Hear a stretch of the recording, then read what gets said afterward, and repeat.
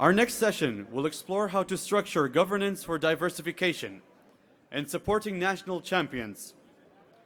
I would like to welcome onto the stage our esteemed panelists, His Excellency Dr. Khaled Al-Sultan, Rector, King Fahd University for Petroleum and Minerals.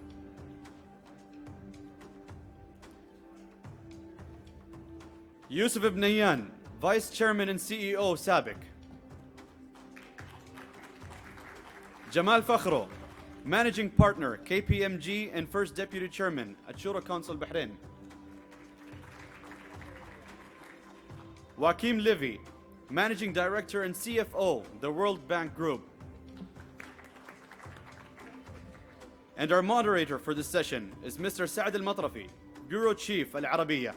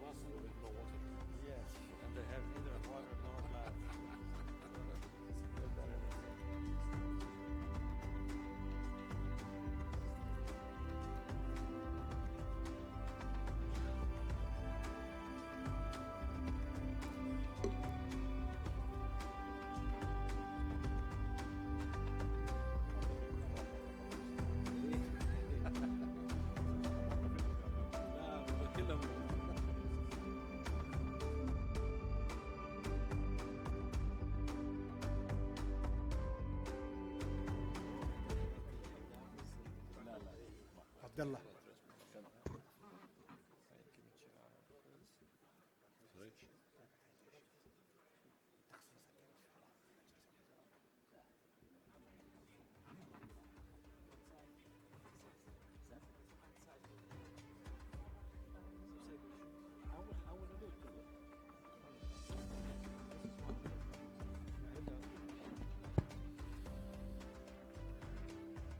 Okay. Ladies and gentlemen, thank you for being with us here today. And unfortunately, because of the time that we're running, we're going to minimize the session of this. Try to cover almost everything in the issues that we have here so far. And let's begin with His Excellency Dr. Khaled Al-Sultan. And since we are just talking about the champions here, and we have a lot of examples in Saudi Arabia who are very successful examples.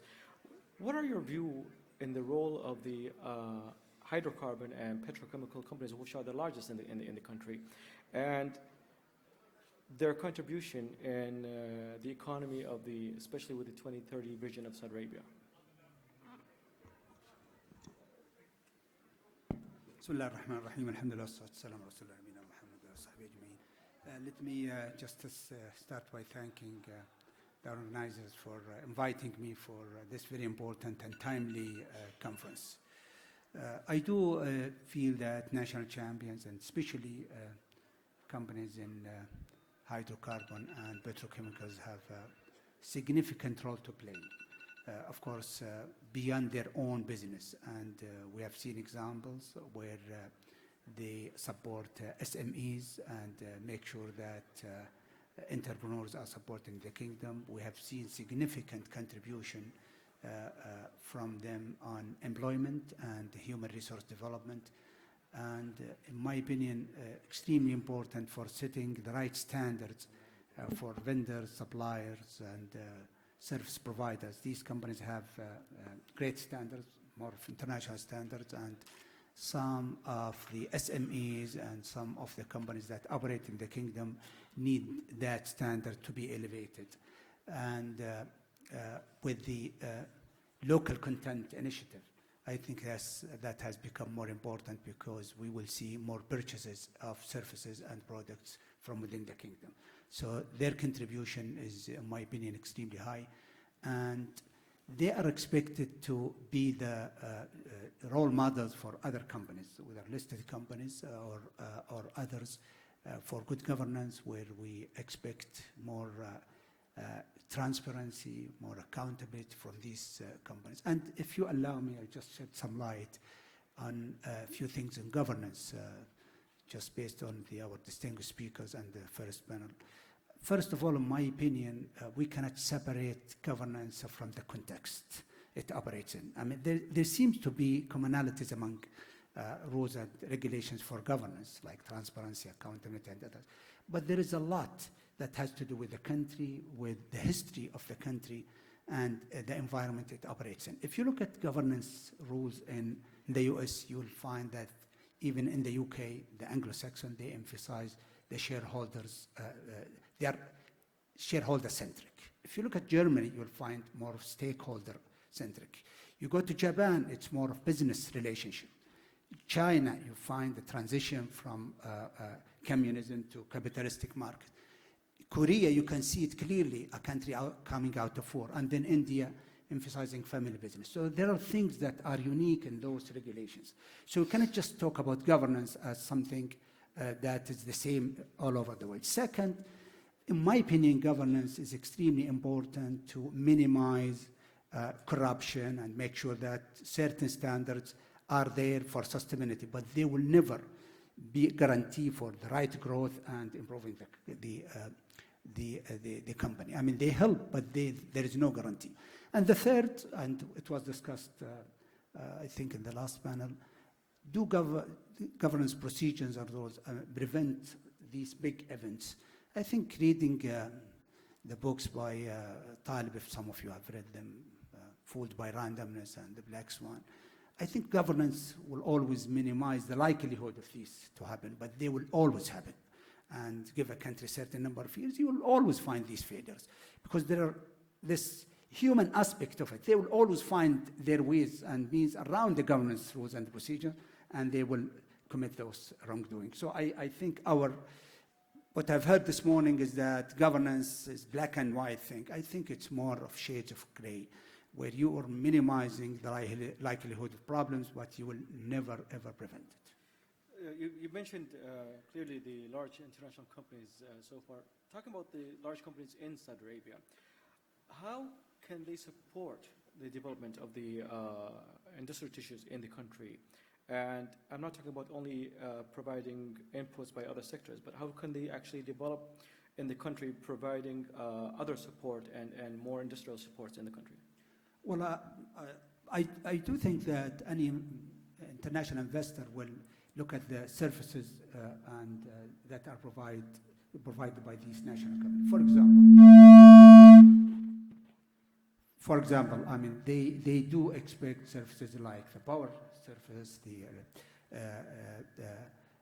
telecommunication, the roads and the water facilities, and all of these that are related to national champions. So if these services are provided in the best standard, I think you'll attract international business. Second, as I said earlier, that they instigate growth in other areas by their demand for goods and services, and by emphasizing better quality. I think they put pressure on other sectors to follow suit. Okay. Now moving on to Mr. Yousef Al-Benyan, the Vice Chairman and CEO of SABIC. Now SABIC was recognized as a leader company in the CG index by KFU. How do you ensure that SABIC subsidiaries and joint ventures operate in the same spirit as the mother company? Bismillah ar-Rahman, first, and partners and vendors who have been the real catalyst to give SABIC the highest level of standard of governance. I think the success of SABIC being one of the top and probably the only company in the Middle East has been listed by the Transparency International Institutions, number 11, and also we have been recognized only with other companies in the Middle East on governance in 2014, is being given by our employees and customers and vendors and partners, and I would like really to thank them for this, because without them we will not be able to make it as SABIC. And today I would really like, if you allow me, before I get into these questions, not talking about the hard issues, but let's talk about soft issues on really governance, because The challenges in governance in our region, and specifically what I have experienced globally and in KSA specifically, and this is where SABIC trying to play its role, I think we have an issue in change management. We don't have an issue in systems, but we have an issue how we approach governance. And probably as a petrochemical companies and manufacturing companies, I would like to really benchmark it to two important elements. Sustainability. A lot of companies, they look at sustainability as really a CSR programs, but sustainability as good business. Sustainability is something can bring value for the shareholders. Similarly also with safety. Safety is something that you should not have any level of tolerance, because any incident has an impact either on your people, society, or on your assets. Governance is the same. It's not a CSR, nor really something that you have a level of tolerance. You have to have a full compliance of governance. And I think this is very, very important elements that we need to keep in mind. In the same times, I would like to also move into the second phase of change management, is expectations. Part of the issues that we have been talking about, what is our expectation of governance? I'm afraid that we have created expectations that any government agency, they should have lousy governance. And it's become an expectation, and this is wrong. Similarly also, we have anything in the private sector, they have best governance. Also that's wrong. Going back into the reference, SABIC has been listed last week. By the way, the company that referring to is SABIC. SABIC, we won. It's probably the first listed company. Do we call ourselves governments? We're proud to start being a government in 1976. But I will go to Lubna. She has really mentioned a very critical points. If you want to have a successful governance from the beginning, you have to have the system and you have to have the leadership. And I think SABIC, since inceptions, the governments have been able to create the right governance, and they have selected the right leaders to start with a high level of integrity with a very strong values. Stayed as a government for almost 8 years, and then we went into a private as an IPO, and we continue the journey. So it's a matter of expectations and how serious about governance, and that's why we are successful, and that's why we are the only probably company in Middle East have been recognized as the highest level of transparency, and we are the only company who really issue a sustainability reports and is publicly listed also in Tadawul. It's a matter of expectations, and I think that's very important. Now, going back to your questions, it's, I think, history of SABIC since day one, we have a very strong governance. In the same times, partners, we have been able to select the right partners to start with. Our JV, when you select your partners, you have to see who's your partners. Do you have equal values? Today in our business, there is a lot of JVs have been successful, not because of good match of business, because of good chemistry on culture. There are good business cases in paper, but they were failed because there is no chemistry in cultures and values. And exactly this is what SABIC started. We started with very high standard company, Exxon, Mobil before the merge, Shell, some good Japanese companies and European companies. So they have been able to bring their best practice in governance in our JVs. And then also we inherited a very strong culture. Now we moved as a global organizations. We have created an organization that is become like a service-oriented, applying a complete assessment of our corporate governance across our SABIC and SABIC affiliates domestically and globally. Not only that, also they are continuously benchmark what's the best practice and bring it in-house and take it to the next level. And I think this is a very, very important element to focus on how we can sustain. In the same time, we as a management, we distance ourselves from governance, and especially from a corporate perspective. We allow the board to take a full responsibility of how we're going to manage our corporate governance. And I think this is very, very, very crucial. Otherwise, we will have a serious problem. That's not the end of it from a corporate governance perspective, but I think we have to look at it from sustainability point of view. Sustainability is a very, very important element. And I really refer to what Lubna has said because she referred to sustainability from a lot of business that if they don't have a long-term view, what they want to achieve, they will not have a sustainability plan. And one of the highest risks on any business, if you don't have really a very strong governance. And I think this is where, when you develop your business model, you want to make sure that your governance are really agile enough and also ability to adapt with the business. If you don't do that, I think eventually you will have a very rigid system, and then people and management, they try to bypass it, and eventually you get into trouble that you are not in compliance with your system. Thank you. Now, you said a very good example about SABIC, and I think it is a good example, obviously, about the large companies in sustaining and the sieges. And now, when we talk about a large company with subsidiaries, what are the risks of having the ongoing sustainability in the companies? With some examples in Saudi Arabia, for instance, with having some board members in the managerial area of the small or subsidiary companies. Don't you find there's some risks in that, and especially talk about the sustainability? Of course, I think there is a very good transformation in our governance structure in the kingdom, especially on CMA. And I think they have been very good on guiding those companies and how they really structure their board and how they connect with their related parties, what we call it in our governance structure. So we try to make sure there is no issues on how you what is your representation in different subsidiaries. So in case of SABIC, we are very religious on how we apply the CMA rules. That's one. At the same time, I think there is a very strong criteria as a global company. We want to maintain our strong governance not only in the kingdom, but also globally, because we are basically operating in more than 50 countries. And we also would like to attract foreign investors to our market to participate in SABIC, and this is what we have seen for the last 2 years. The number of foreign investors in SABIC share has gone up. And I think this is coming from the fact that SABIC has been able to demonstrate its ability to show that we are having a higher standard of governance through our subsidiaries and also related party, and not only fully owned or partially owned, but even a minority state company that we have been very successful in. And I think that's the challenge between having the guidelines and implementing the guidelines in the companies, right? Well, this is why I think I refer to change management.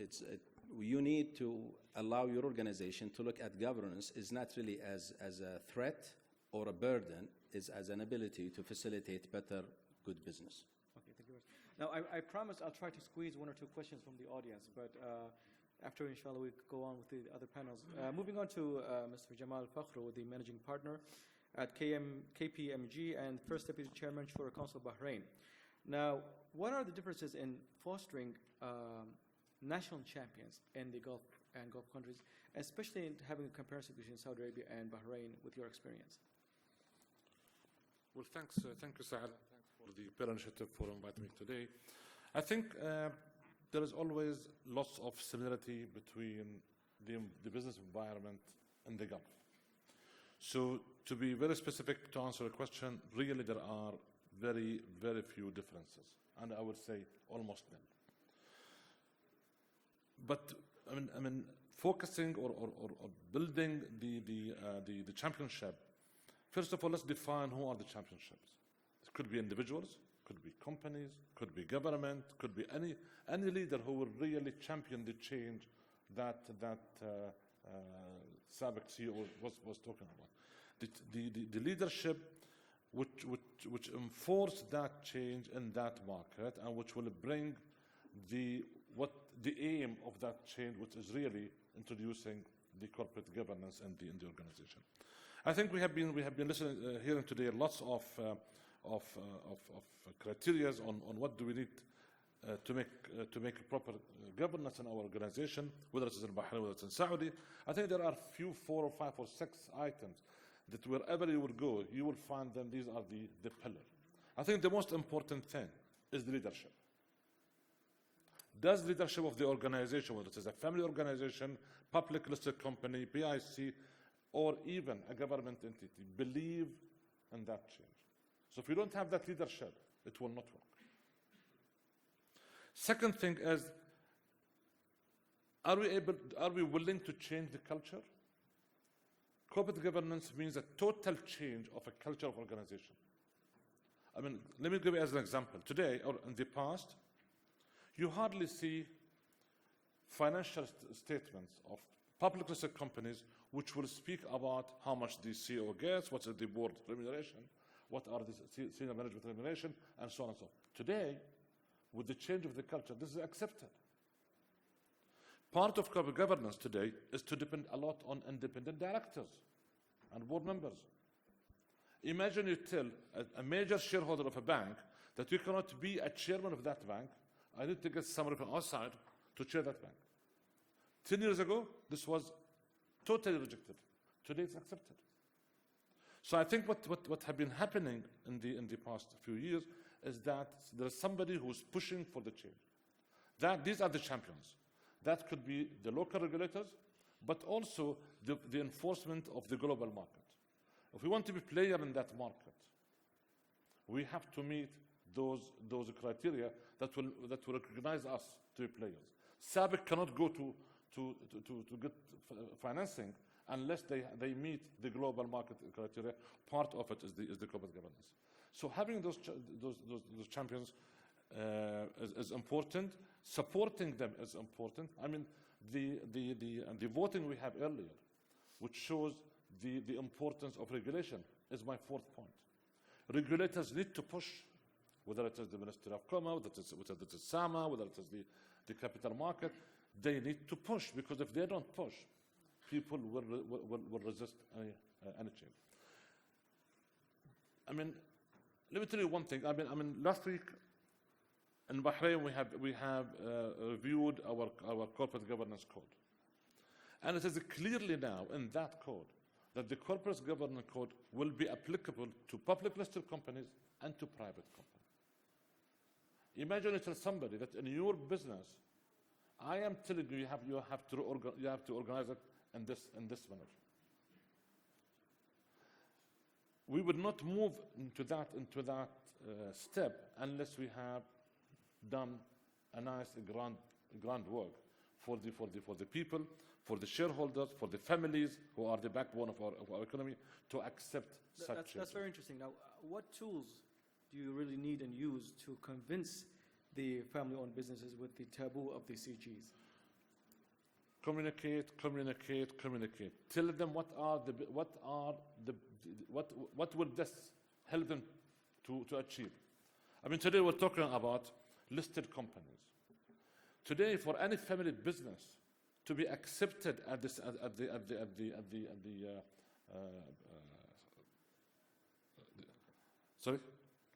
capital market, to be accepted, they need to go through a long list of corrections.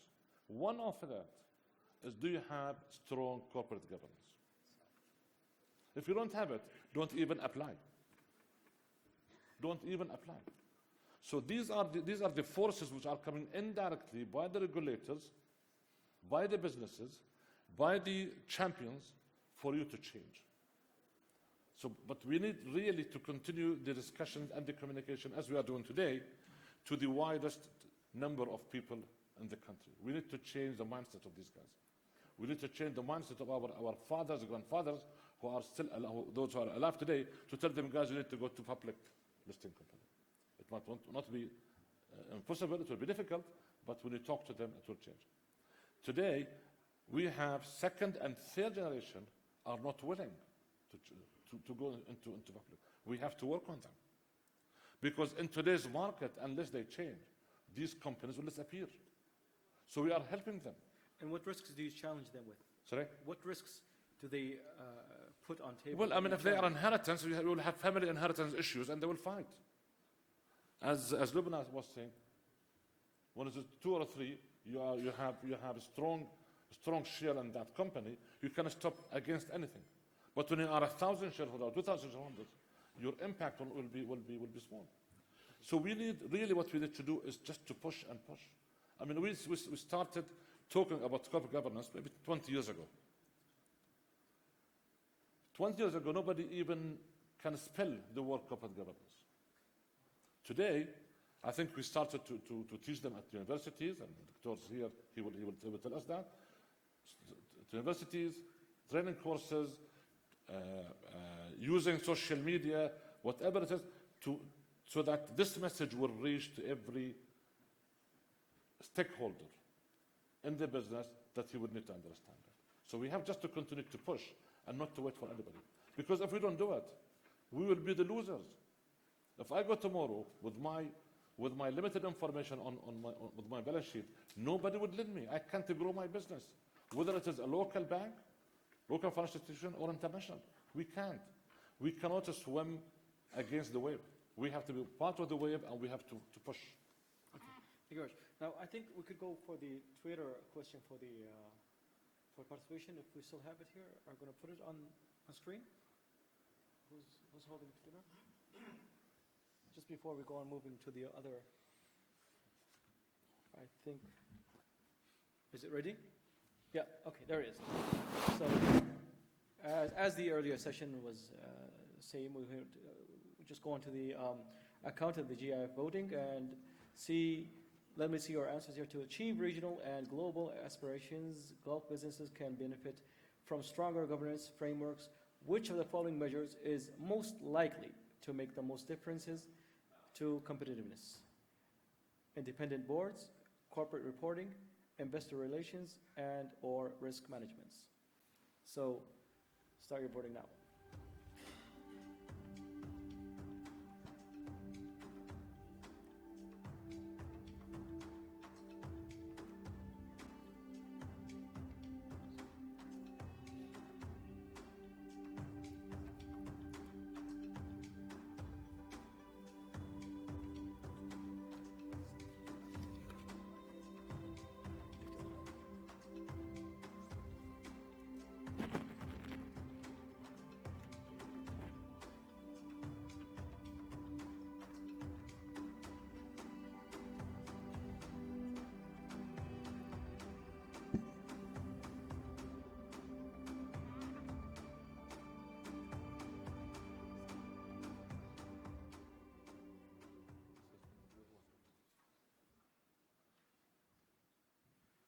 Okay, so independent boards, 73%, corporate reporting, 32%, and investor relations, 20%. Risk management is 11%. I thought it was the other way around, wouldn't you think? Thank you very much. Okay, now moving to my fourth distinguished guest, Mr. Joaquim Levy. Am I pronouncing it right? Okay, and he's managing director and CFO of World Bank Group. Now, how do you see the evolution of governance of state-owned enterprises in the kingdom, and of course the Gulf region, comparing it to the other jurisdictions where the World Bank is active? I think that everywhere, as was mentioned, there has been a change in the bar, in the expectation of investors as stakeholders. So the movement here is really encouraging, and I would say that perhaps what characterizes of speed and a clear understanding of the need of accountability to shareholders, the transparency. And I found it very interesting, the observation about independent boards. And here, particularly in the case of state-owned companies, the experience internationally is that to have independent boards is very important. The other elements, especially risk management, strong risk management with independent lines, is also important. But I'd say that the differentiation between sometimes the objectives of the state, either because of fiscal objectives that are not compatible with the ultimate, say, strength of the company, really makes a big role for independent board members. And the exact way you appoint them varies from country to country. I would say that these changes are happening everywhere. I was 2 weeks ago in Vietnam, where also for other reasons, they have a strong, say, public sector, and they are very, very much committed to transform, to make these companies more accountable, more transparent. They see as a possibility also to channel domestic savings to these companies so that people get the confidence to be willing to put their savings, say, buying stocks of these companies. And this is, again, why it's important that you have, for instance, independent board members that represent the interest of the minority shareholders. If you don't have these, particularly for domestic investors that understand all the subtleties of the working of these companies, sometimes it's very difficult to mobilize their savings, which would be really a pity, because putting the domestic savings in companies that can have an impact is very important. Now, I think that you mentioned national champions, and it's very important to realize that champion can have two different meanings. One meaning is like winner, and the other meaning is like fighter. And very often when you talk about national champions, what people want to see, okay, who are the winner? Who are the lucky one who will be the winner? When actually I think, and I think even here it's thought, it's not that you'll be a winner.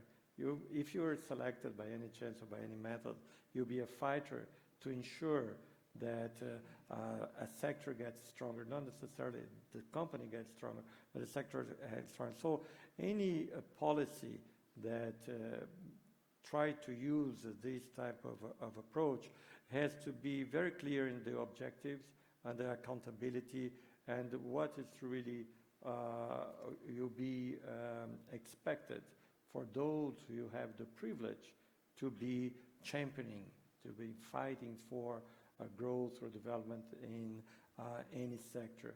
The experience of national champions is very complicated. In my own country, I come from Brazil, so I open a little parenthesis. We had some good experiences, but we also had very complicated experiences, including in the oil sector, because some of the main objectives are lost. It's very interesting that in the recent period where some of these things, misdeeds have become public because we have very strong judicial system, one of the sectors that were more protected were the ones that had strong regulations, particularly, for instance, some banks, commercial banks, had been spared because they were, even if they're public institutions, they're fully subject to the supervision of the central bank. So this also goes to the other observation, the other question, which is, I think, the evolution of corporatization, etc., depends a lot of the regulations, and then to have bodies that are also seen as independent and capable to exercise this regulation. So I think that what I hear here is really very positive. It's in line with the experience of successful experiences around the world, and we have to be meaningful that the bar continues to be lifted from investors, but also stakeholders, and in a country like Saudi Arabia, that in a way is kind of getting to a new social contract with its population, with the 2030 vision. It's very important that this is being meant very clear, and that governance becomes, say, a core value in this project. Okay, now, since you mentioned about the champions being fighters, we have all the state-owned establishments in Saudi Arabia, rather than healthcare or defense. What do you think they need in order to compete in the international market and to be a champion fighter? Well, they need very clear, say, objectives, and in the case of health, you have to take the good experience domestically. Probably you have first to be, say, strong domestically before you can, say, go abroad, except if you have a real clear comparative advantage. Otherwise, you may have the risk, and this is an experience that you have in many countries, where the governments put a lot of money in a sector or in some set of companies, and they do well for some times, but they may not succeed if it's not clear from the beginning either if you already have this comparative advantage or how you're going to build this comparative advantage. When you go internationally, the competition very often is very strong, and the sectors that you mentioned are a very good example, both healthcare as well as of defense. You have very large companies that have been in the market for many, many years. So you have to be very careful on how you design these things. And probably, given the experience of healthcare in the kingdom, the first step is probably how you reorganize your domestic health sector. If you get strong companies that, of course, here being a very nice market, it creates a good base for them start to compete abroad. Right. Now, back to you again, Mr. Yousef. I'm trying to keep the hat of the moderator rather than a journalist, so please look down. Now, we have companies here who used to be very successful, very clear guidelines, and yet they are sinking. In the past few days, probably you read about them, and a lot of legal issues. What went wrong? Where did they go Where did they go wrong? Why they went wrong? Or what happened? What went wrong? What went wrong? Again, I just want to go back into probably the role of SABIC as a champion. We don't want to be viewed as a fighter. We would like to be viewed as an enabler. But I think what went wrong with those companies, they have taken governance is really as only a systematic approach just to tick the list and in order for them to get really business started. But they have not really created a contract with their employees and their shareholders and their partners and their vendors. This is a partnership to make sure that we have a sustainable, successful business. Otherwise, I think they will not be able to make it. And this is the key elements. The second one is related to communications. I think we always looked at communications on a way of one way. In anything in communications, when you don't show the other parties what is it for them on this, is going to be issue. For example, in safety, because this is something is very important for SABIC to create sustainable business. Safety, when we communicate to our employees, safety, how important for them, we don't communicate it just because we want to protect the asset. Its assets, of course, is very important, but we tell them the safety is important for you, for your family, and for your society. So you have to own it, you have to believe in it. Corporate governance is the same. And I think this is why some company, they were not able to bring this as really an embedded part of their DNA, and they were not able to make it. Okay, thank you very much. Now, I think we can take one question. Sure, yeah. And if the answer was fast, we could take another question, right? One, okay. Yeah.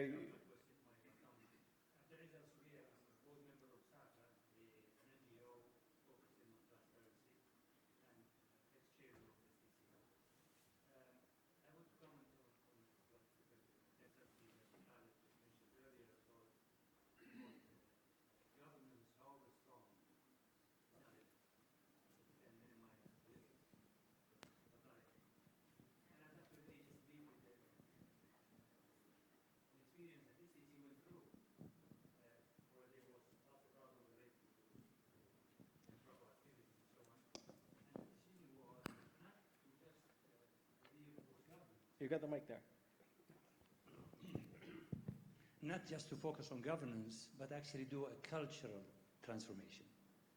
In other words, relook at your mission, your vision, not just in a classical sense, just to tick the box, but then define your values so that people don't look at governance and regulations and where the boundaries are in fear, but they look at proper practice because that's the way it should be. It's values. And STC went through the process starting in the middle of 2013, and over about 2 years' time, significant achievements were made. There's one aspect is what they call, I think it's a McKinsey product, it's Organization Health Index. Substantial jump in the Organization Health Index. In other words, how do people feel about their own company and the values that they have attained. And then, of course, measurable metrics like, for instance, brand recognition. It jumped from number 3 in the Middle East to number 1. And the brand value doubled, share values and so on doubled. Customer experience was substantially better, demonstrably. Okay, So again, the bottom line I'd like to have comments, whoever would like to, is not just governance, but cultural. And you want the comment from His Excellency Dr. Khaled, right? Khaled, or anybody else who would like to comment. Shukran, Mr. Abdulaziz. Quick, we just Yes, have the last 2 I minutes. think I totally agree with you, and it was mentioned by Amin, I think the importance of values vis-a-vis governance. But I think it depends on how you look at governance. Mr. Yousef talked about the importance of governance to the people. I think if you look at governance as a burden, then you not do what you have done in STC. But if you take it as an asset, if you take it as something that will help you grow your business and will sustain your business, then definitely you will get what you have said. But my earlier point, I said, and I guarantee you, in Saudi Arabia, in the Gulf, everywhere, there will be incidents. So there is, as long as in my opinion, as long as human beings are involved in safety, in governance, in whatever is, there will be no way to get to the zero term. And there will always be a chance that there will be failures, and sometimes they are big failures, and they tend to be big and predictable. But I think that should not prevent us from overall planning for the whole system, make sure that we minimize that as much as possible. It's just like when we evaluate human being in our annual rating, for example. We never reach 100% objective, but our job is to minimize subjectivity. So the idea, in my opinion, behind all of this governance is to minimize the chance of failures, and also giving the right bedrock for companies to grow and to have the right culture. I just would like to add, I thank you very much for bringing this, because I think it's the right things to do is really talking to people. You need to rewards or create the culture that you rewards the ethical behaviors. You reward the integrity and respect.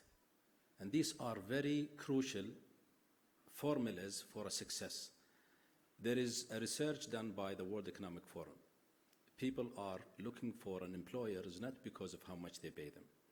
Do they match their value system? And of course, values and corporate governance is one of them. And if we promote to the industry that if you want to have sustainable, successful business, it's going to be through people, through the right talent. And the right talent will not come to you if they fear that they will not be protected. It's not just from a safety, from a corporate governance and fair employment. And I think that's what matters. It's not only system. And you have another comment?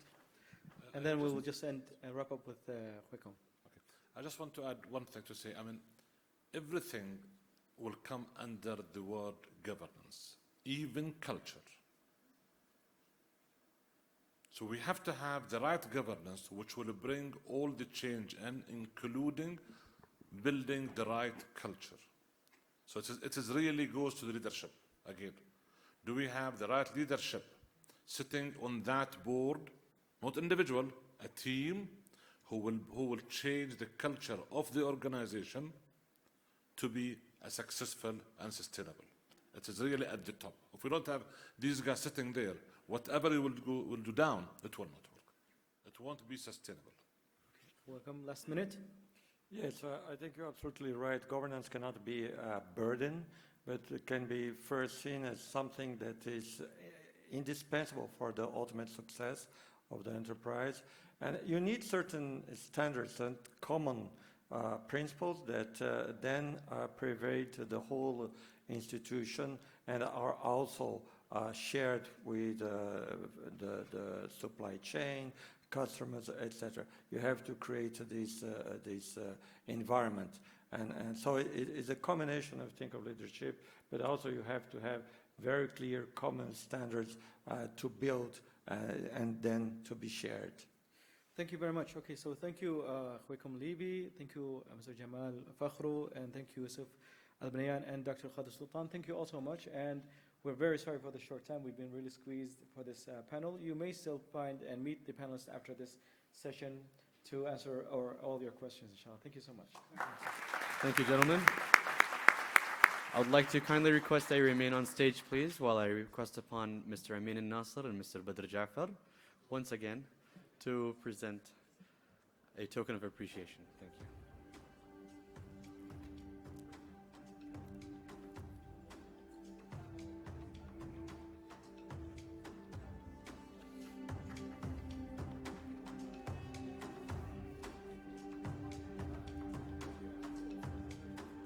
Ladies and gentlemen, we will break for lunch. After lunch, we will be hosting 2 further panel discussions, one on exploring governance in the digital economy, and another addressing the long-term value creation in an evolving business environment. We would like to thank our media partner, Al-Arabiya, and our transport partner, Kareem, for their support for today's event. Please enjoy your lunch and kindly be back at 1:20 p.m., please, to start the next plenary session. We will start our next session at 1:20. Thank you.